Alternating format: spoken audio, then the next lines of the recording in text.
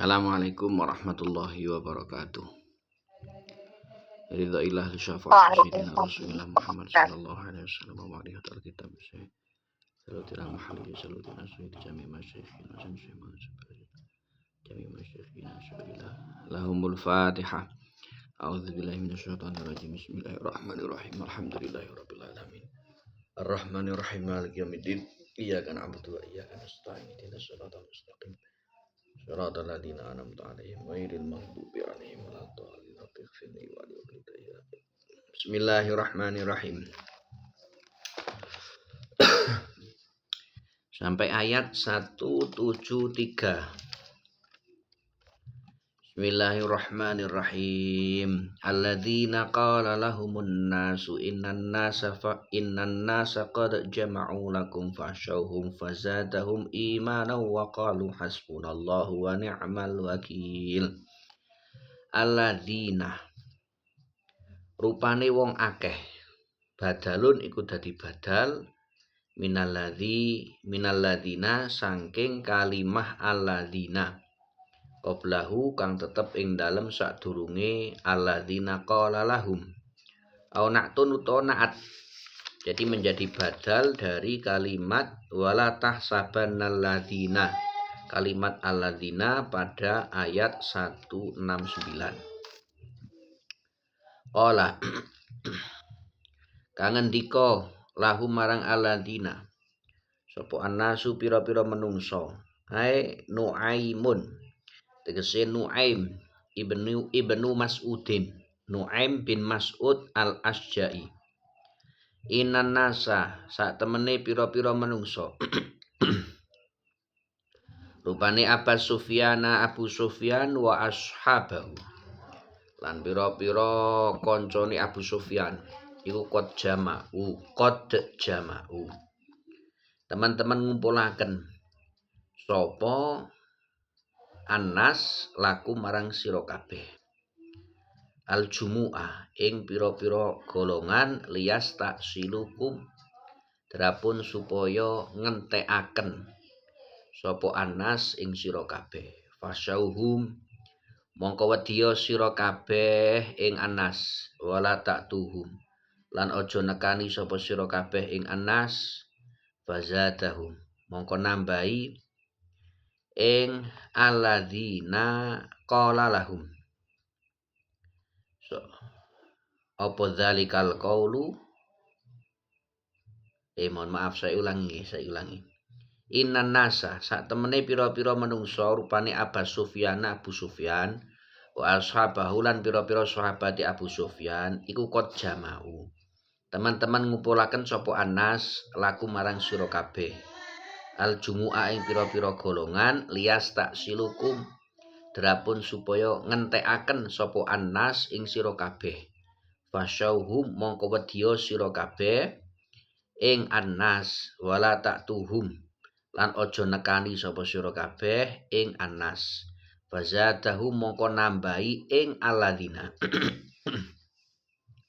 Apa dzalikal qaulu mengkono-mengkono ucapan nambahi imanan ing iman tasdikon ing oleh beneri billahi marang Allah wa yaqinan lan yakini wa qalu lan padha ngucap sapa alladzina ngucap hasbunallah wa ni'mal wakil. Hasbuna iku nyukupi ing kita Allahu tawi Gusti Allah kafina tegese zat kang nyukupi ing kita amrohum ing urusane Anas wa nikma lan iku sak bagus-baguse sapa al-wakilu zat kang den wakilaken al-mufawwadu tegese zat kang den pasrahaken ilaihi marang apa al-amru perkara huwa utawi Allah wa kharajulan padha metu sapa Anas ma'a nabi ing dalem sartane Kanjeng Nabi sallallahu alaihi wasallam fawafau mongko nuli nugoni sapa Anas lan Nabi suka Badrin ing pasar Badar.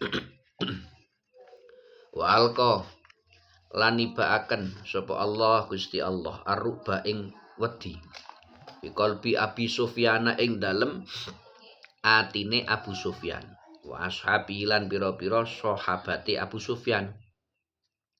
Falam yaktu mongko ora nekani sapa Abu Sufyan wa ashabuhu wa kana lan ana iku ma'ahum tetep ing dalem sartane Anas apa tijaratun pira-pira dagangan. Babau mongko adol sapa Anas warobahu lan bati sapa Anas titik. Jadi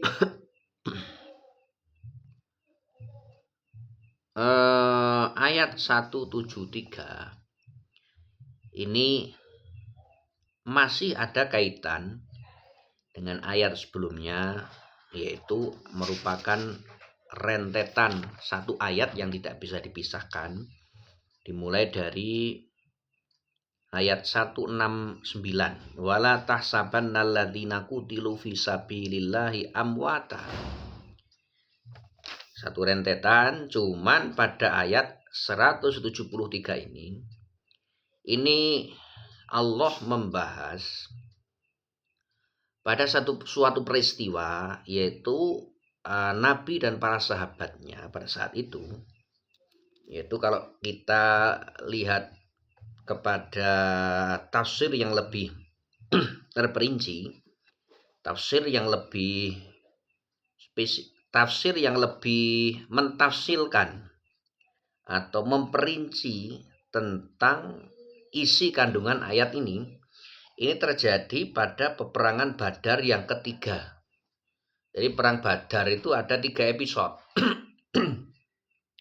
Episode yang pertama, Al-Badrul Ula atau perang Badar yang pertama, ini adalah peperangan yang tidak begitu besar. Jadi hanya peperangan kecil. Kemudian peperangan Badar yang kedua atau Al-Badru Ats-Tsaniyah adalah peperangan Badar yang menjadi perang Badar yang terkenal yang kita kenal. Peperangan Badar yang terbesar, yaitu peperangan di mana Rasulullah pertama kali ikut ke dalam medan perang. Rasulullah terjun langsung pertama kali perdana. Nah, itu yang biasa disebut perang Badar. Idza utliqal badr fal murad bihi al-badrul ats-tsaniyah. Apabila disebutkan perang Badar, maka yang dimaksud adalah perang Badar yang kedua. Kemudian yang ketiga atau yang terakhir adalah perang Badar yang ketiga. Nah, perang Badar yang ketiga ini Rasulullah mengirim pasukan lebih dari ini data versi kitab mengatakan Rasulullah mengirim fi alfin wa khamsimi'ah. Rasulullah berangkat ke perang Badar yang ketiga ini bersama 1.500 pasukan. Banyak nih, 1.500 pasukan, bahkan melebihi perang Uhud. Karena Rasulullah perang Uhud hanya berangkat bersama 1.000 orang, yang 300 orang munafik kemudian pulang, yang sampai ke medan Badar hanya 700. Nah, Badar yang ketiga ini Rasulullah berangkat bersama 1.500 pasukan. Nah, tetapi sebelum atau perang Badar ini pihak musuh yang dipimpin oleh Abu Sufyan ini merasa keberatan untuk melakukan peperangan karena fi zamani qahtin wa jadbin, yaitu pada masa atau keadaan paceklik. Jadi peperangan itu butuh pendanaan yang besar, butuh logistik dan sebagainya. Nah, ketika kondisi itu saat itu kondisinya kok paceklik, maka sulit untuk membiayai perang. Nah, Abu Sufyan ini ingin menggagalkan rencana perang yang sebelumnya sudah ada perjanjian untuk perang.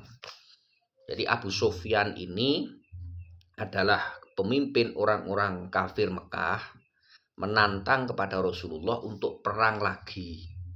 medannya sama, yaitu di medan Perang Badar.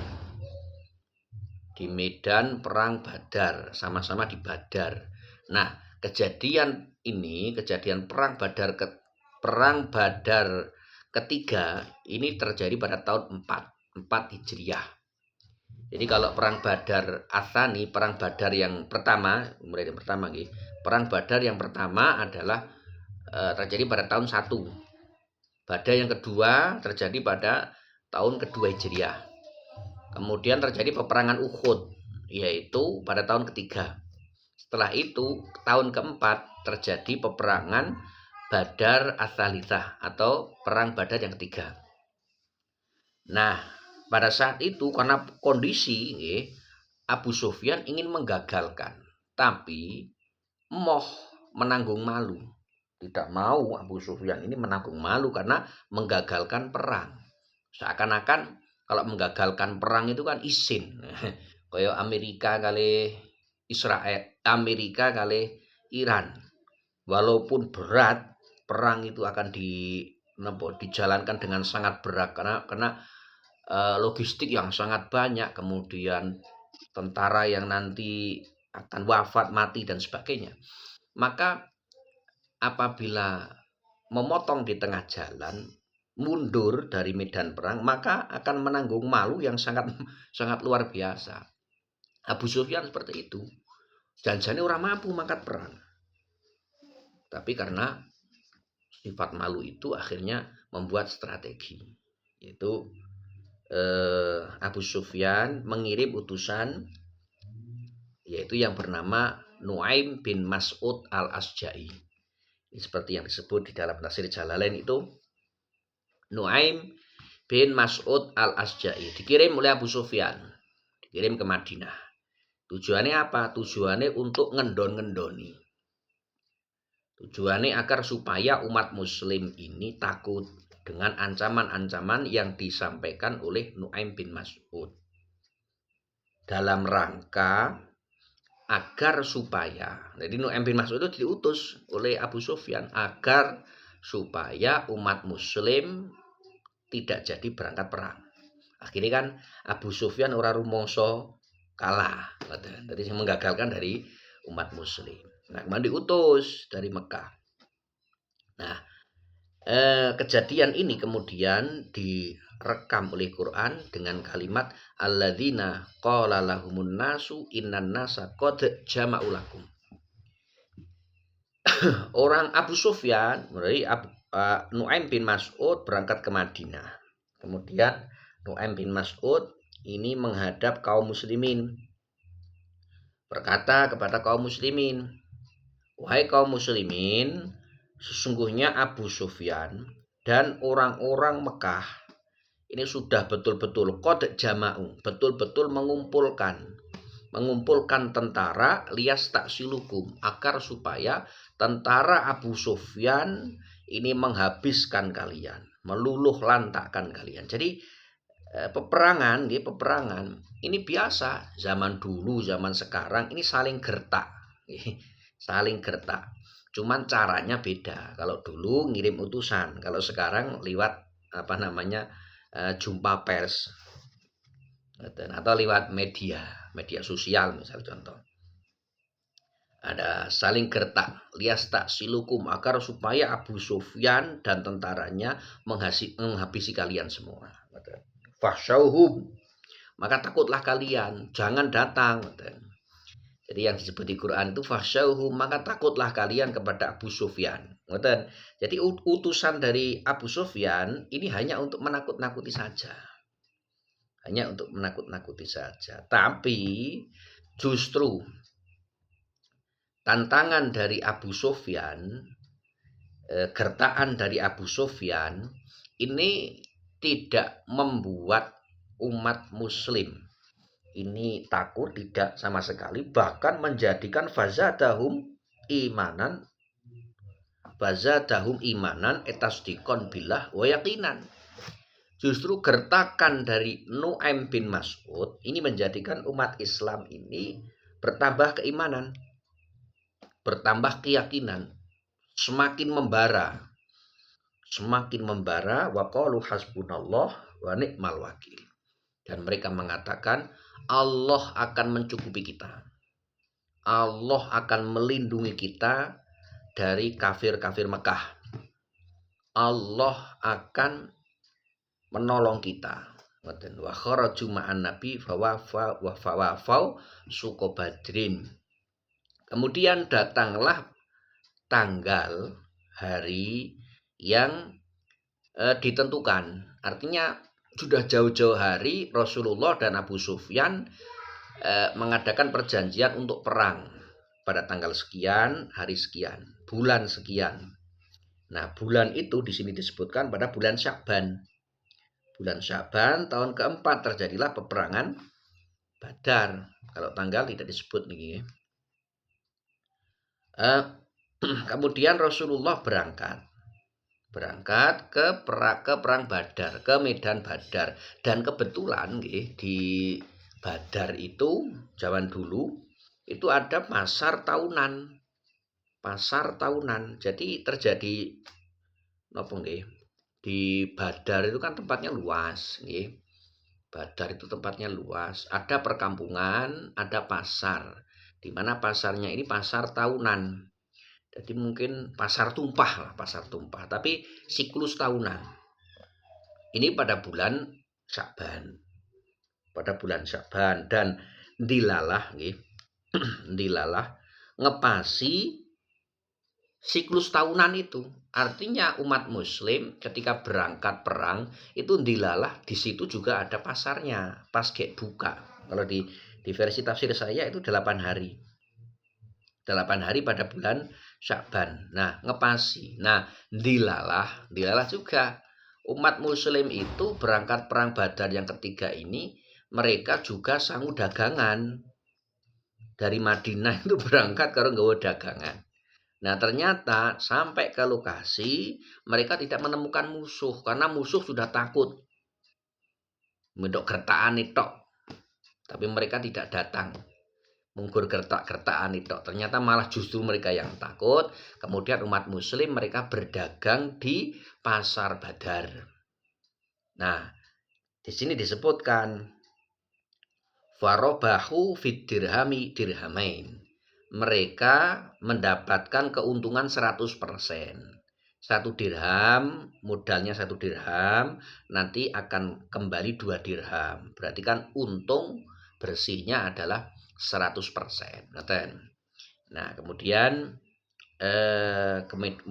mereka pulang dengan membawa kemenangan karena mereka datang. Mereka tidak ada yang luka karena tidak ada peperangan. Mereka mendapatkan keuntungan dari berdagang itu. Jadi perang ini adalah perang Badar yang ketiga, ayat 173. Juga perlu diketahui, kadang orang itu membaca. Pada ini monggo disimak. Ayat 173. Innan nasa qad jama'u lakum fakhshawhum. Pada kalimat qad jama'u ini harus dibaca qalqalah, tidak boleh dibaca idgham. Qad jama'u, atau misal contoh yang paling masyhur yang biasa kita baca adalah laqad ja'akum rasulun min anfusikum azizun. Laqad ja'akum, dalnya dibaca qalqalah, jangan dibaca idgham. Karena bukan idgham mutamatsilan, bukan idgham mutaqariban, bukan idgham mutajanisen. Dal ketemu jim tidak sama hurufnya, tidak sama sejenis, juga tidak berdekatan secara makhrajnya, maka tidak boleh kemudian diidghamkan, harus dibaca jelas. Jadi qad dalnya dibaca qalqalah, qad jama'u innan nasa qad jama'u ngoten. Qad jama'u fakhshawhum fazadahum imanan wa qalu hasbunallahu wa ni'mal wakil. Bismillahirrahmanirrahim. Qala ngendika sapa Allahu taala Gusti Allah taala. Fangkolabu mongko padha kundur. Sapa Anas roja'u tegese kundur sapa Anas min badrin saking medan Badar. Binikmatin kelawan nikmat minallahi saking Gusti Allah wa fadlin lan fadl anugrah. Bisalamatin kelaman selamat waribhin lan bati. Lam yamsashum ora kang ora makenani ing alladzina apa suun ala min qatlin saking den pateni au jurhin utawa tatu. Wa tabau lan padha manut sapa alladzina ridwanallahi ing ridone Gusti Allah bitaatihi kelawan taat marang Allah wa rasulihi lan rasuli Allah fil khuruji ing dalem mangkat perang. Wallahu ta'ala Gusti Allah iku dzu fadlin zat kang anggadai anugrah azimin kang agung ala ahli taatihi ing atase ahli taat marang Allah. Kemudian disebut juga masih ada rangkaian. Artinya ayat 174 ini adalah satu rangkaian. Masih ada terusan nih. Jadi masih belum titik sempurna tapi masih koma. Fangqolabu binikmatin. Para sahabat yang mereka berangkat di Medan Badar, perang Badar yang ketiga, mereka kundur ke Madinah binikmatin minallah dengan membawa nikmat, membawa fadl. Fadl itu apa? Mereka selamat. Mereka mendapatkan keuntungan dari berdagang dan mereka tidak mendapatkan keburukan apapun. Baik keburukan itu berupa kematian karena memang tidak ada perang ataupun terluka karena memang sama sekali tidak ada peperangan. Karena mereka mengikuti ridhonya Allah. Artinya mereka taat kepada Allah, taat kepada Rasul di dalam instruksi Rasul untuk berangkat perang. Jadi ridhone Gusti Allah itu pasti mendatangkan kemaslahatan dunia akhirat. Ridhone Gusti Allah pasti. Wallahu dzu fadlin alim. Allah mempunyai anugerah yang agung. Innama dzalikumus syaiton. Innama dzalikum. Angin bestine utawi mengkono wong kang ngucap. Ai alqa itu tegese wong kang ngucap laku marang sira kabeh ngucap ing innan nasa ila akhirih. Iku asyaitonu setan. Yukhawwifukum. Nah, sebelum masuk ke ayat. Tokoh yang disebut pada ayat 173 yaitu Abu Sufyan dan Nu'aim bin Mas'ud al-Asja'i. Kedua-duanya masuk Islam. Masuk Islam saat Rasulullah masih sugeng. Jadi betapa hebatnya. Kita napa jenengane tidak sempat terbayangkan musuh yang begitu getol untuk melawan yaitu Abu Sufyan dan bala tentaranya yang begitu getol untuk melawan Rasulullah. Dalam beberapa tahun kemudian tidak sampai 10 tahun. 10 tahun itu kan cara kepengurusan atau presiden, jabatan presiden itu kan 2 periode. Periode Jokowi 10 tahun, periode SBY 10 tahun. Tidak sampai 10 tahun semuanya itu masuk Islam. Itu hebat sekali Rasulullah. Yang begitu getol ingin balas dendam, ingin menghabiskan tentara muslim. Itu semuanya masuk Islam dengan sukarela dan masuk Islam setelah masuk Islam menjadi pejuang yang ikhlas, yang kholis mukhlis. Ikhlas lillahi ta'ala. Abu Sufyan itu kalau kita melihat sejarah sebelum muslim kan menjadi pemimpin kaum musyrikin Mekah untuk melawan Rasulullah. Ternyata pada saat Fathu Mekah tahun 8 Hijriyah, pada saat Fathu Mekah pada tahun 8 Hijriyah, Abu Sufyan masuk Islam. Masuk Islam. Kemudian Abu Sufyan mengikuti peperangan-peperangan setelah itu.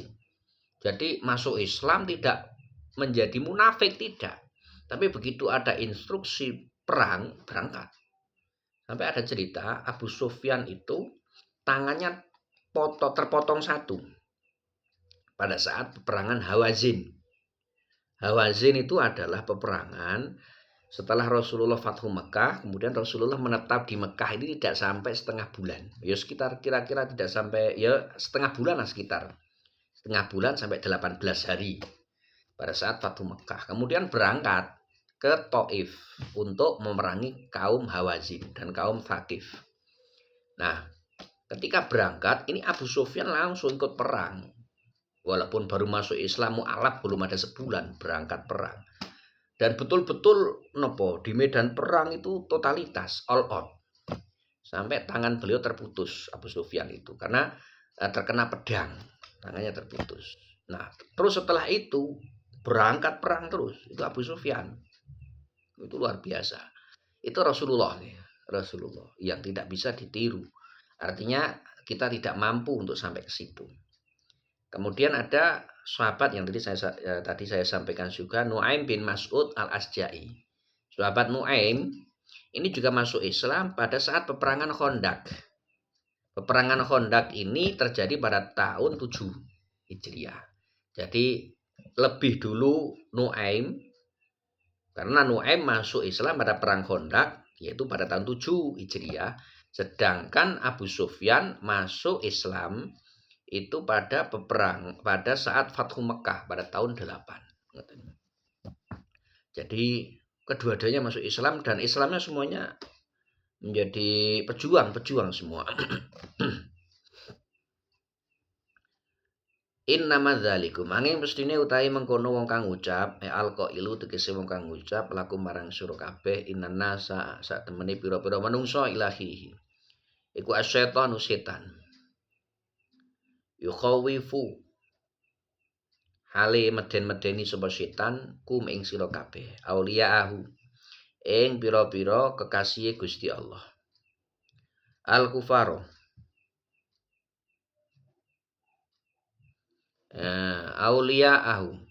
auliyaahu ing pira-pira kekasih setan al kufaro tegese pira-pira wong kafir fala takhafuhum mongko aja wedi sira kabeh ing auliyaahu wa khaufuni lan wedya sira kabeh ing ingsun fitarki amri ing dalem ninggal marang perintah ingsun ing kuntum lamun ana sapa sira kabeh iku mukminina pira-pira wong kang mukmin hakon kelawan hak. Allah melanjutkan, innama dzalikumus syaiton, orang yang mengucapkan kepada kalian yaitu ucapan innan nasa qad jama'u lakum fasyauhum. Orang yang mengucapkan itu yaitu Nu'aim bin Mas'ud al-Asja'i itu adalah setan. Maka setan ini banyak pentafsiran. Salah satunya adalah di tafsir Ibnu Katsir.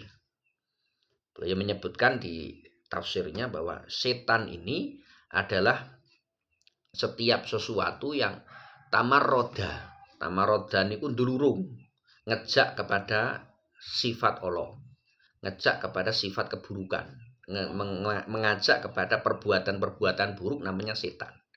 Jadi setan itu bisa jadi berupa manusia, bisa jadi berupa jin, bisa jadi berupa hewan. Itu setan.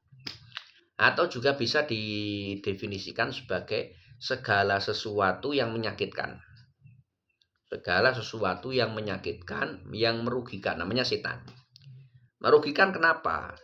Jika setan itu adalah dari golongan jin, berarti membisik-bisik di dalam hati manusia, kemudian mengajak kepada kemaksiatan, misal contoh mengajak untuk meninggalkan sholat, maka setan ini menyakiti manusia. Karena apa? Walaupun di dunia tidak sakit dengan meninggalkan sholat, tapi pasti besok di akhirat pasti akan sakit karena akan mendapatkan siksa neraka dengan meninggalkan sholat. Menyakiti manusia jelas, namanya setan. Juga ada dari golongan hewan. Misal contoh ular. Ular ini apabila mematuk manusia akan mengeluarkan bisa yang bisa membunuh manusia atau setidaknya bisa menyakiti manusia dengan menggigit. Nah, maka ular ini bisa dikategorikan sebagai setan karena menyakiti. Atau misal orang lain dia merampok, dia mencopet, dia mencuri dan sebagainya, menyakiti. Maka orang lain itu yang menyakiti itu bisa masuk kategori setan. Jadi segala sesuatu yang menyakiti itu disebut setan. Menyakiti di dalam dunia maupun akhirat itu setan, cara bahasa seperti itu. Atau penyakit.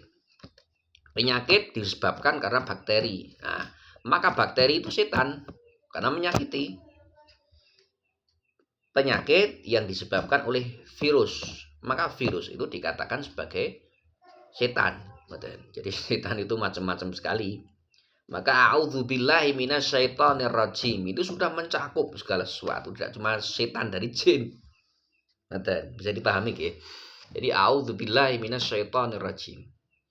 Ini setan dalam makna ta'awud ini bisa berarti segala sesuatu sudah terakomodir dengan kalimat setan. Ada penyakit, ada hewan, ada manusia, ada jin. Kemudian apa lagi? Misalnya pekerjaan yang menyakitkan. Misal contoh pekerjaan itu pekerjaan berat, pekerjaan fisik yang melelahkan, yang menjadikan tubuh manusia tidak kuat. Misal contoh karena pekerjaan lembur, berat dan sebagainya, hujan. Nah, maka dengan a'udzubillahi minasyaitonirrajim itu bisa terakomodir dengan kalimat ta'awud itu. Jadi a'udzubillahi minasyaitonirrajim ini sangat luar biasa. Ta'awud. Maka ta'awud itu minimal minimal dikatakan sempurna itu ya kalimat dengan sigot ta'awud a'udzubillahi minasyaitonirrajim. Ta'awud itu nanti juga ada ta'awud a'udzubillahi samil alim minasyaitonirrajim. Ada ta'awud itu a'udzu bikalimatillahi tammat min syarri ma khalaq dan sebagainya. Jadi itulah makna setan. Kemudian dalam konteks ini innama dzalikumus syaiton. Syaiton yang dimaksud pada ayat 175 adalah Nu'aim bin Mas'ud. Nu'aim bin Mas'ud itu dinas di Quran sebagai syaiton. Tapi juga perlu kita dalam masalah memahami nas-nas Quran. Memahami nas-nas Quran, memahami nas-nas hadis, itu kita juga perlu ada pendalaman materi. Karena apa? Karena walaupun diabadikan oleh Quran pada ayat 175 asyaiton dikatakan sebagai syaiton, Nu'aim itu disebut sebagai syaiton. Tetapi Nu'aim itu husnul khotimah. Nu'aim itu wafat dalam keadaan muslim, dia menjadi sahabat yang baik, tapi namanya masih disebut sebagai syaiton. Karena kenapa disebut syaiton? Karena mengiktibar, melihat kepada perbuatan yang dulu, yaitu perbuatan ngendon-ngendoni. Perbuatan agar supaya umat muslim tidak jadi berangkat perang Badar yang ketiga. Nah, maka perbuatan itu kemudian disematkan kepada Nu'aim, dan perbuatan itu yang sudah menempel pada dirinya maka dirinya disebut setan. Jadi bukan berarti Nu'aim ini adalah setan, yang neraka selama-lamanya. Ya, modern seperti itu. Jadi memang itu sulit ketika kita memahami teks Quran, memahami teks hadis itu tidak semudah hanya sekedar menerjemahkan, tidak. Tidak semudah hanya menafsirkan, tidak. Tapi di dalam memahami teks-teks itu agar supaya teks itu hidup, artinya kita itu walaupun berbeda zaman beribu-ribu tahun, 1500 tahun yang lalu, ini agar supaya kita bisa memahami secara sempurna dan seakan-akan kita menyaksikan kejadian itu. Maka apabila kita menyaksikan kejadian itu mulai awal sampai selesai, mulai start sampai finish, maka pemahaman itu akan sempurna. Tapi jika separuh-separuh, videonya dipotong-potong, maka ya jelas nanti akan basa Jawa ini suloyo. Walayah zungka lan ojo ndadekaken susah ing sira bidomil yai kelawan den waca dumah yae wa kasri jai lan den waca kasroh za. Jadi ada yang membaca wala yuhzinka alladzina yusari'una fil kufr wa bi fathiha lan den waca fathaya wa dhamizai lan dumai za. Ada yang membaca wala yahzunkal ladzina yusari'una fil kufr. Jadi ada yang membaca wala yahzunka, ada yang membaca wala yuhzinka. Itu qiraah sab'ah. Semuanya qiraah sab'ah. Min hazanahu. Saking kalimat hazanahu lughatun iku suwijine dialek fi ahzanahu ing dalem kalimat ahzanahu.